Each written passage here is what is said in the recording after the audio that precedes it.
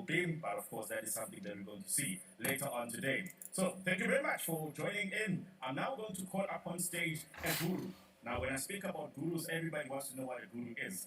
Now, a guru, in my definition, is a person that when somebody says you must introduce this person, you're like, yo, it seems you allocated only 2 minutes. I don't think it's possible for me to do that intro in 2 minutes. Can I get a bit of 5 minutes, Nyana, so that I can do justice to the man's pedigree? And then the MC said, no, we are on budget, so therefore you're going to have to find a way of compressing this introduction into a minute. So, Mr. Gabriel, it was not my intention to really sanitize what I'm trying to say, but it's a reality that I've been given a strict mandate. Mr. Gabriel is, of course, the chairman of the Proudly SA board, is a senior executive with very extensive experience at a strategic leadership level throughout the country's economy. But more importantly, since July 2015, Mr. Gabriel has been the chairperson of board of Proudly South Africa. He is indeed a man who is very big in the question of science. Man knows a lot more about scientific things than I ever will. He has a BSc degree and a Bachelor of Economics honors from the University of the Western Cape, somewhere in the Western Cape. I'm sure some of you have heard of that country down there. We're in Johannesburg today at the Sandton IDC Auditorium. And of course, he has completed a master's degree in urban and regional planning at Stellenbosch University. So he's a man who knows how to navigate his way through different spaces in one way or another. Since 2013, he's held various positions in the public sector. He's a person who has a very acute understanding of those important intersections between the private sector and the public sector, and of course also chaired the Statistics Council of South Africa between 2005 and 2018. You may probably be Googling him and looking at those particular websites, and you're probably not going to find his name there because guess what? These days, he works as an independent consultant who gives great insights into organizations that proudly aim on the type of things that we need to be able to do and how they need to be done. So as he walks into the stage, I'd like to obviously acknowledge the partners that we've partnered with today, the Department of Small Business Development, South African Breweries, Gauteng Economic Development, the DTIC, and of course the Industrial Development Corporation, as we join you for day 2 of the 2022 Buy Local Expo and Summit here from the IDC Auditorium in Sandton. Mr. Gabriels.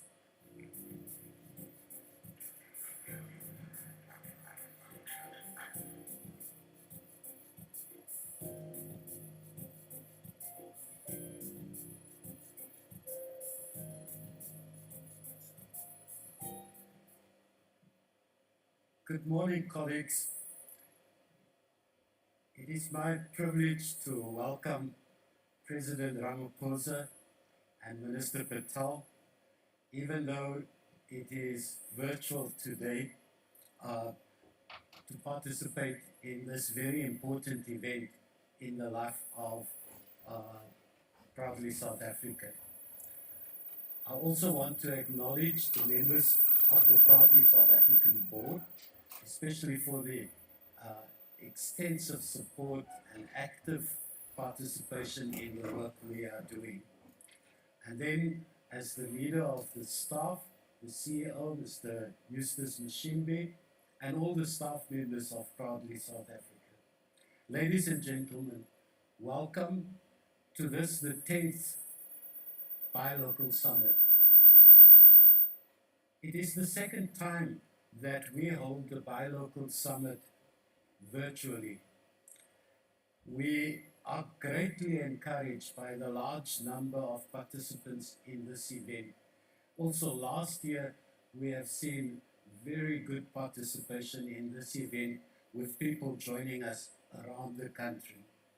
Yesterday, we had a very good session primarily looking at small business development and the importance of small businesses and the role that they play in building the local economy, in building the South African economy, and building the livelihoods of many people that work within those organizations.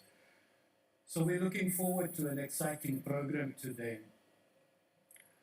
Also, in this summit, we have more than 100 exhibitors displaying their products and services in the virtual space.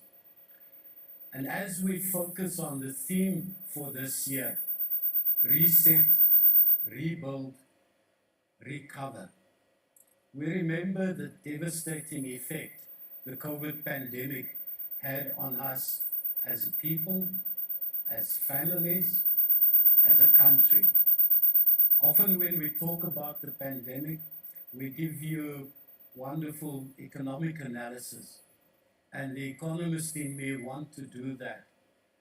But let us remember the suffering many families have gone through and how it's devastated their fabric and the pain that it's caused with losing loved ones, losing jobs, losing the way of existence.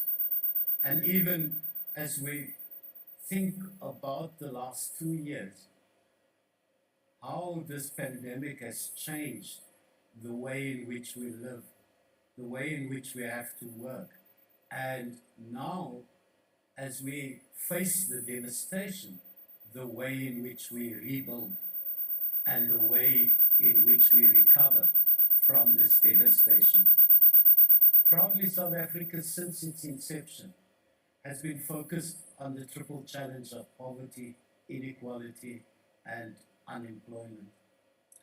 And this challenge has become even more severe over the last 2 years. Everything has gone worse than what we've ever been.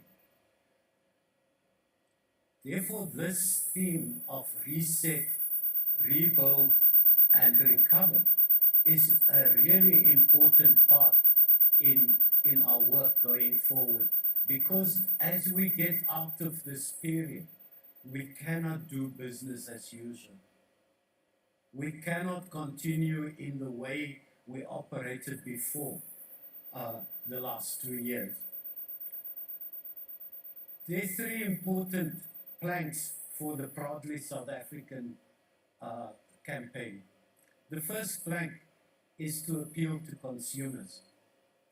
And you've seen many of our campaigns on television, in print, on the social media, our radio campaigns, our Friday events with celebrities was all bought into this campaign.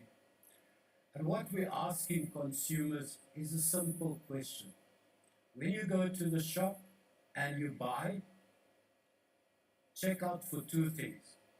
One, look at the product and see if the Proudly South African label is on it. The second thing we're asking you is look at the label and see the origin of where this product was made.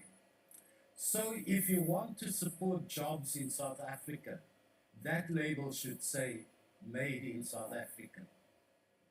If you want to support jobs anywhere else, then that label may say made in China. So it's very important that consumers buy into this. And for this reason, when companies sign up with Proudly South African as a member, there are 4 questions we ask those companies. What percentage of your inputs are made locally? Secondly, do you have a quality program? Because we don't want to sell consumer store with less than perfect quality. Thirdly, are you treating the people in your organization well? And fourthly, are you concerned about the environment? And when Proudly South African members can answer yes to those 4 questions, we feel encouraged to allow our logo to sit on their products. And we're really grateful for the more than 2,600 companies that have now heeded this call and joined Proudly South Africa. We really want to say thank you to our membership in Proudly South Africa. The second thing we do, and the second focus of our campaign, is to work with the private sector and encourage them in their procurement, which is very significant, to buy local. And later on today, you will hear some of those companies talk about the commitments they have made to buy local. Also in the afternoon, you will hear a discussion about the furniture sector, again demonstrating the work we do in that area. And we're particularly thankful for the Department of Trade, Industry and Competition for the work they're doing in developing the master plans and the space they have given to Proudly South Africa to participate in that process. In particular, we want to thank the Minister for driving that process. But we're asking the private sector, the private companies, when you buy, when you procure, please consider whether you can procure that product from local resources. The third area of our campaign is focused on the public sector. And in the public sector, we have the program of designation that was introduced by the Department of Trade, Industry and Competition. And government has committed that the products in that designation will be sourced from local companies. And we're very encouraged with the progress government is making in this area. And we will continue to monitor the progress we're making with this area of our work. Another part of our program with our members is to link especially our smaller members, the small and medium-sized companies, with the larger members. And for that reason, during this pandemic, we've built a platform called the Market Access Platform that allows us to almost pre-vet local companies that can supply to other local companies. And really a very big takeoff on these areas have taken place. I'm tempted to go on and on because buying local is not just a passion, a driving force for us. It is about the revival of our economy. It is about the revival of jobs within our economy. It is also about being able to satisfy the needs of our consumers with high quality products manufactured and produced in South Africa. So with those words, I want to welcome you to a very important day in the year for us. This is our flagship event. And it is my privilege now to introduce Minister Ibrahim Patel. Minister Patel is a good friend and colleague, comrade that I've worked with over many years. In the 80s, in fact from the late 70s, both of us were working in the trade union movement. And Minister Patel is leading an important part of government's initiative in rebuilding this economy. And I want to welcome him to address you now.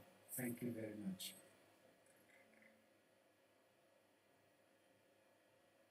Good morning to the delegates who are assembled today and to the guests who are on virtual platforms. I'd like to start by greeting Howard Gabriels, the Chairperson of Proudly South Africa. And Howard, under your leadership, you've ably steered Proudly South African to be able to take on this important responsibility of driving the messaging about buying local. I'd like also to greet the CEO and the staff, Eustace Rashimbi, the business leaders and representatives who are present, the labor leaders and delegates, and everybody, in fact, who have joined us today. It's an excellent program that Proudly South Africa has put together. Yesterday and for the rest of this period, I see an enormous focus on showcasing our successes. President Ramaphosa will be addressing you shortly as the keynote speaker. And so I really want to just make a few contextual comments. And by way of situation, the localization campaign, you may recall that in 2019, at the start of the sixth administration, the president gave the inaugural State of the Nation address in Parliament, and he spoke about a reimagined industrial strategy.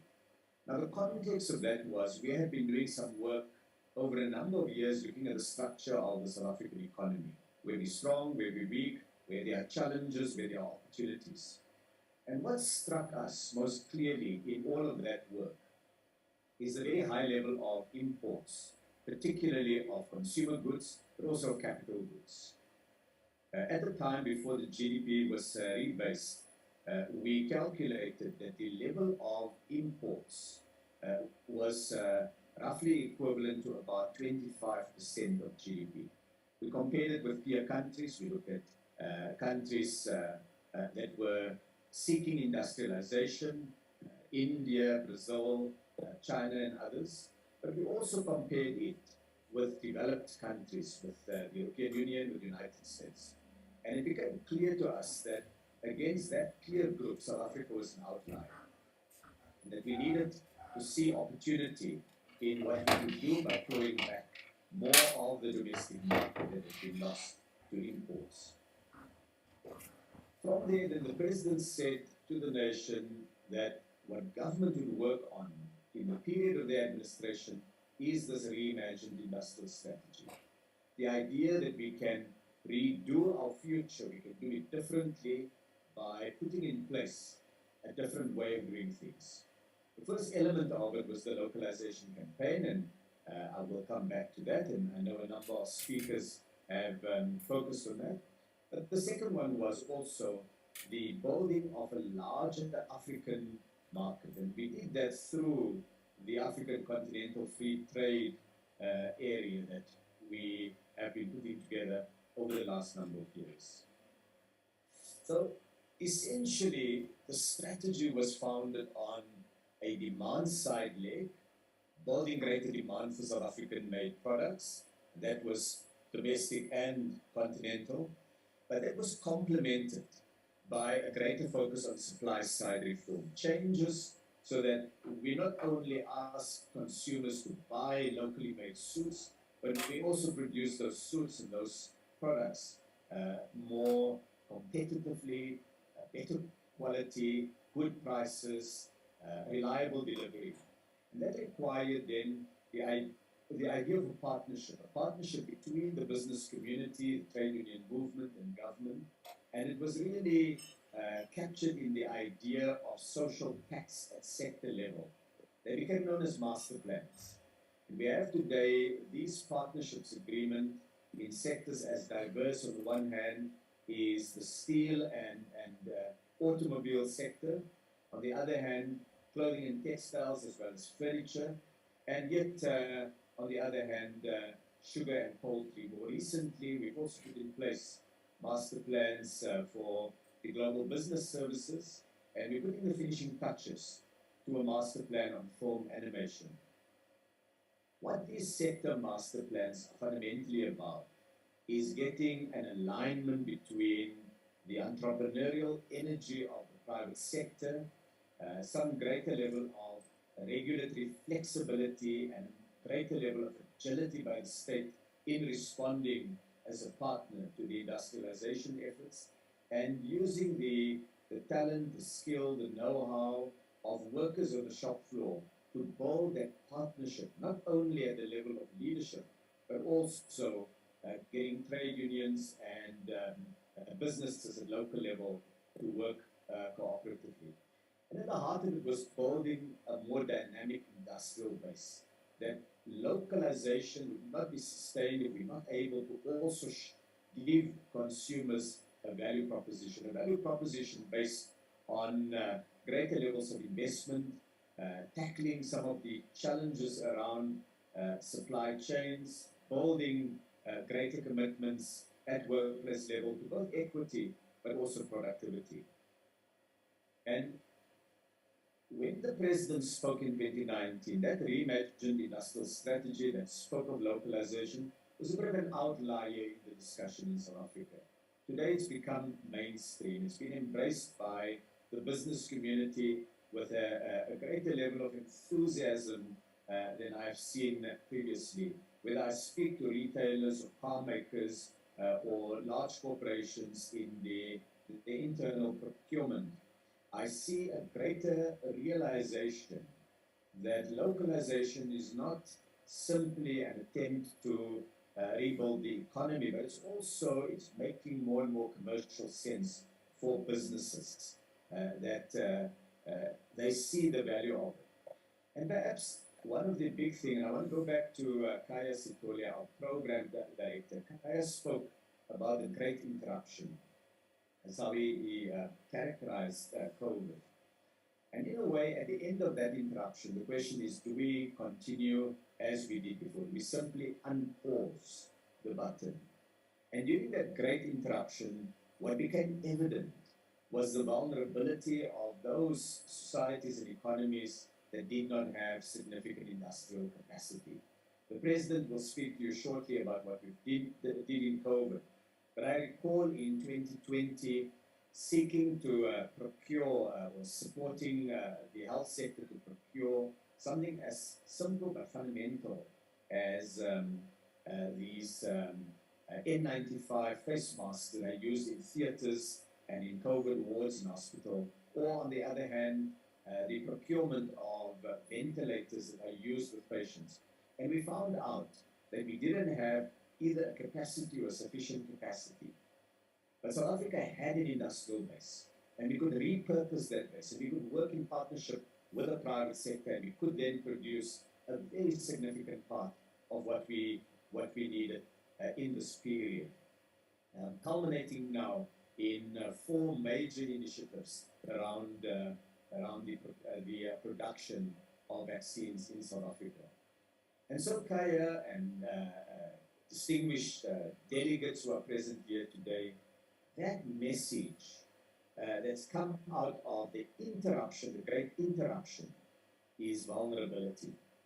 And as we rebuild, as we reset, rebuild, and recover, it's about building greater resilience in our supply lines. We've seen now the world has gone, on the one hand, from a pandemic to war in Europe, and we are in an age of the great uncertainty.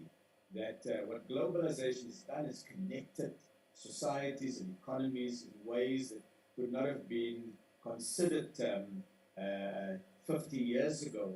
But what it's also done is made all of us more vulnerable when there are interruptions to supply chains any part of the world. You see it today in rising prices for fuel and a range of other products.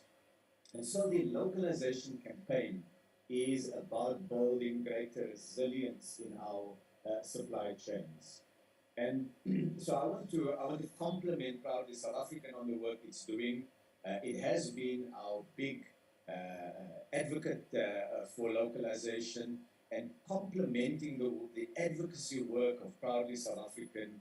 We've launched recently, in partnership with Coca-Cola, a localization support fund that brings in technical tools that can support sectors and firms with the procurement of things like industrial engineers and other technical experts that can help to lift the competitiveness and the dynamism of local firms. And it's that messaging that the localization campaign, yes, it is on the one hand demand-led. We are seeking to get procurement decisions made differently, but it's also supply-side led. It's also about doing South African products and services differently, bringing a greater value to the consumer in the goods that we make in South Africa. So well done, Proudly South African, on the work that you are doing, and you are, and the many businesses who are present here today will be making commitments and showcasing their work. They're taking that concept of the President, a reimagined industrial strategy, and they're giving effect to it at local level. And so while the localization campaign is about clawing back more of the South African market we've lost, it's also saying that as you build that capability, you begin to export so that we don't limit ourselves only to the domestic market. And so it is build locally and then go globally. And I would like then to encourage businesses to see the enormous opportunity that can come out of the African Continental Free Trade Area. To Howard Gabriels and the team at Proudly South African, all strength to your efforts today and tomorrow. And I'm looking forward to hearing the outcome of the deliberations at the end of this very important Buy Local Summit that you've hosted. Thank you very much.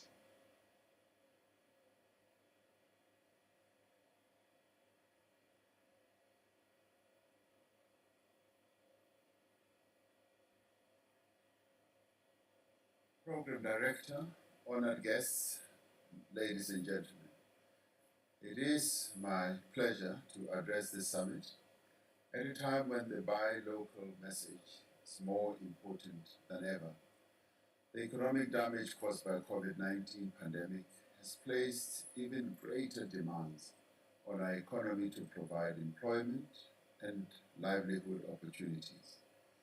The pandemic has both exposed the fragility of global supply chains and revealed the great capacity we have here in South Africa for innovation and adaptation in manufacturing. In the space of just 2 years, through collaboration and out of necessity, we managed to build local production capability in ventilators, hand sanitizers, medical-grade face masks, and gloves, as well as vaccines and therapeutic drugs and anesthetics. Not only did we produce these goods to meet local demands, but also to meet the needs of other countries on the continent where we've started exporting to. Local production is important because it encourages national pride in the goods, services, and products that are made on our own home soil. It supports the growth of small businesses and the expansion of larger firms. It creates employment and sustains livelihoods. Local production supports our manufacturing sector. It enables us to build much needed infrastructure and improve our services. As our country's official localization campaign, Proudly South Africa, whose badge I am wearing, continues to fly our flag here and abroad, we all feel a great sense of pride seeing the Made in South Africa label on products in other countries. It is even more encouraging to see them on shelves and in factories here at home. Besides the vast array of products on supermarket shelves that are locally produced, South Africa is a producer of goods and services in agriculture, in agro-processing, clothing, textiles, automotive, furniture, medical equipment, and pharmaceuticals, to name just but a few. A growing local market enables producers to expand and to start exploring export opportunities in other markets. We manufacture many of the vehicles that are exported to the rest of the world. The BMW X3, just like the Ford Ranger and the Mercedes-Benz C-Class, is manufactured and assembled here in South Africa. The employment value chain in this sector is enormous, from the factory to dealerships, the components and spare parts manufacturing, after-sales service, mechanics, and sales personnel. The output of our creative industries is also extensive. Day by day, our artists are gaining new audiences around the world. We see, for example, the runaway success of Amapiano and how it is part of the music scene in many parts of the world. More and more locally produced films are being seen on screens across the globe and on the world's largest streaming platforms. Whether it's in music, literature, art, or fashion, South Africans are setting trends both locally and beyond our borders. Our message at this annual summit and expo is that whether we are individuals or businesses, we can and we should all choose to buy local. By buying local, we are supporting livelihoods, small business development and job creation. We are supporting investment in research, in new technology, and in innovation. As long as we are producing quality, locally made goods, we should also be buying them. We have a number of aims for this summit. Firstly, to assist government departments and agencies to use procurement legislation and procedures to drive demand for local goods.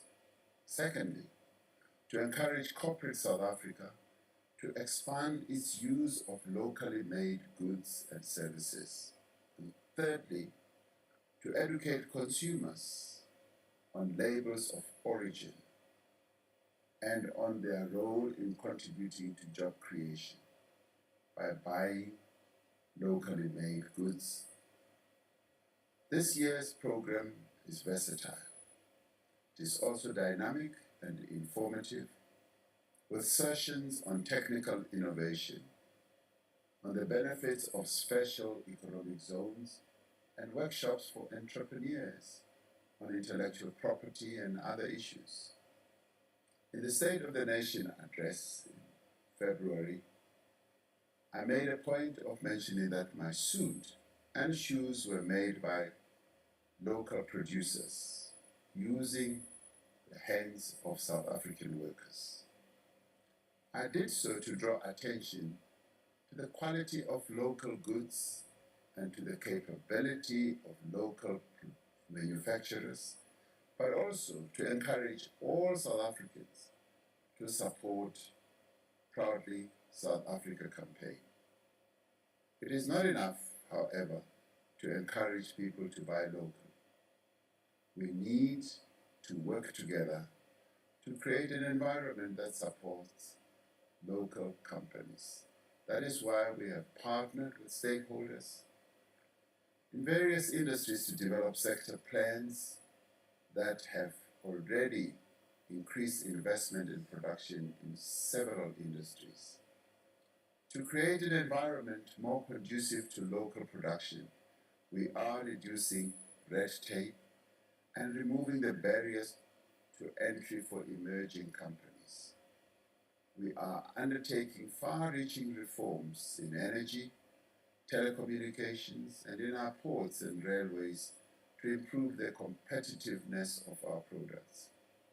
We all need to make a contribution to this effort, from government and state-owned enterprises to business and labor to producers and consumers, because we all benefit from this effort. This summit and expo is a valuable opportunity and platform to create greater awareness and appreciation about the benefits and transformative power of buying local. I wish the summit and the expo every success for the good of the participants and for the good of our country. And I thank you and have a happy summit.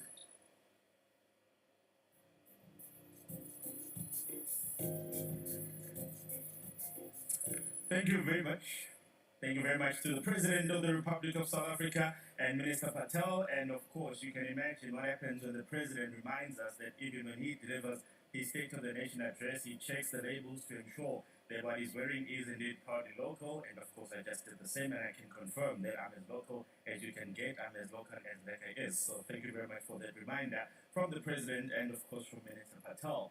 I suppose for me, the great takeaways, of course, is the question of we now know the importance of resilience in relation to South African businesses, in relation to local businesses. And I think everybody on this particular conversation is acutely aware of the developments that we've seen over the past few decades, where perhaps the strength and the robustness of the local manufacturing sector in particular has been found wanting in light of the imports and the competition from out there.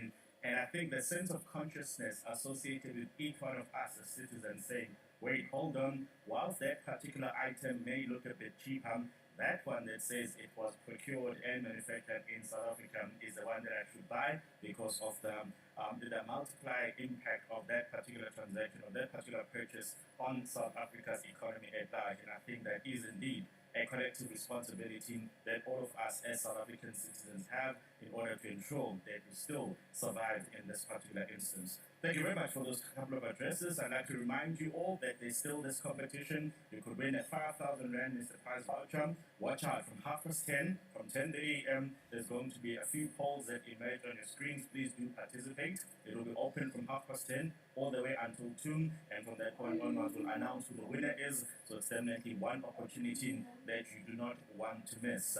There's also the question of when we do talk about localization, again, what are the granular steps that need to be undertaken in order to ensure that we get it right? There is nothing more dangerous than us being all anecdotal about the things that need to happen and then falling short when it again comes to the implementation. And to talk about the localization commitments that we'd like to hear about and the localization commitments that are being interrogated and deliberated on, I'm going to call upon the person or the man whose mission it is to wake up every single day and answer a simple question, a remarkably simple question: how do I get South African citizens to buy more local goods? How do I get South African citizens to actively participate in growing the local industries in order to ensure that the economy at large is growing? It sounds like a simple question, but for a man who's been tasked with answering it every single day of his life in recent years as the Chief Executive Officer of Proudly SA, it's a job that I imagine is as taxing as it is rewarding. And I'd like to call upon the stage Mr. Stacey Shimbia, the CEO of Proudly South Africa.